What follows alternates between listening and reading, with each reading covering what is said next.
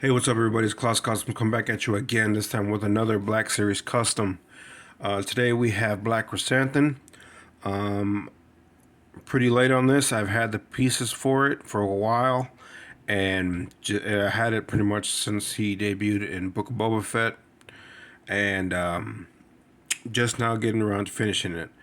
There were some mishaps, and that's why it took me so long. That's why I'm on this late train, but today was a good day for it, and I'm happy to say I'm pretty happy with it the way he is.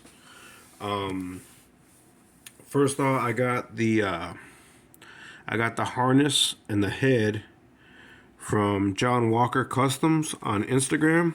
He's a good dude. I like getting stuff from him. Yeah, he's got good parts for 3D printed parts. So he 3D printed the harness, the belt, the shoulder pads, and the knuckle duster here. I lost one and I had ordered another one and he sent it to me and then I fucking lost it again.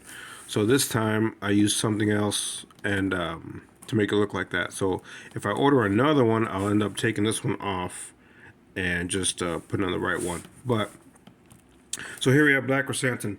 What I did was I used a Masterverse Stinkor action figure as the base for the torso, or I'm sorry, from the chest to the torso to the upper arms, and the elbows. So the chest, the elbows, the torso, and the thighs and the knees. That's all Stinkor from the Masterverse line. The lower limbs, the shins and the forearms are from Chewbacca from the Black Series line. So what I did was I cut a hole because Chewbacca's on the single jointed elbows. I cut a hole, or I cut it and I made him double jointed because I wanted him to hold the rifle. And then I put a little bit of Ives epoxy or moly putty or moly put some epoxy or some sculpt. That's what I meant over his forearms, being a little bit more beefier. And then I did all that. The skirt piece is also from Chewbacca. And back to John Walker Customs. So when if you see on his Instagram, the braids on his chin and on his hair, it's a 3D printed head, but it's very brittle. And I fucking dropped it a few times, and they all broke off. So that pissed me off, and that's one reason why it took so long to finish it.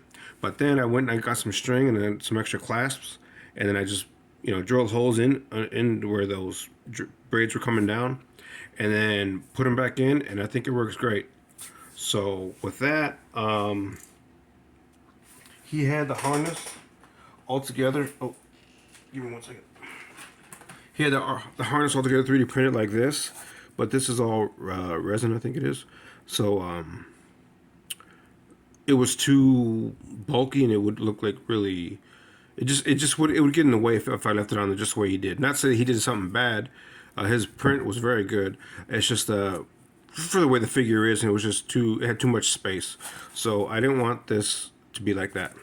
So what I did was I ended up just cutting it, and then I had some faux leather, and I cut strips to make the actual harness, and then I just glued all the pieces to the leather, and then I glued it around them. Same thing with the belt.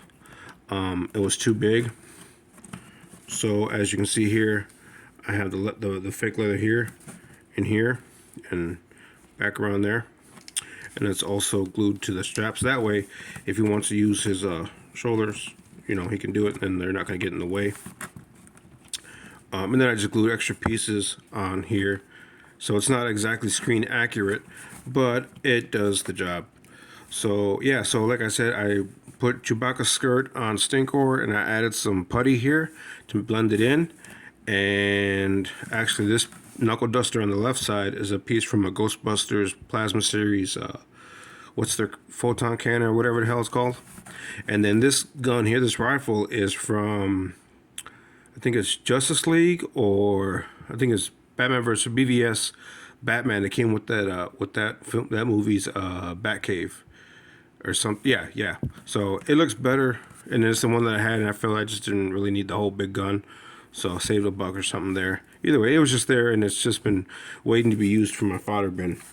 But yeah, that's it really. Let me see. He stands about just under 7.5 inches tall. Let me see. For some size comparisons, he's about the same size as Chewbacca.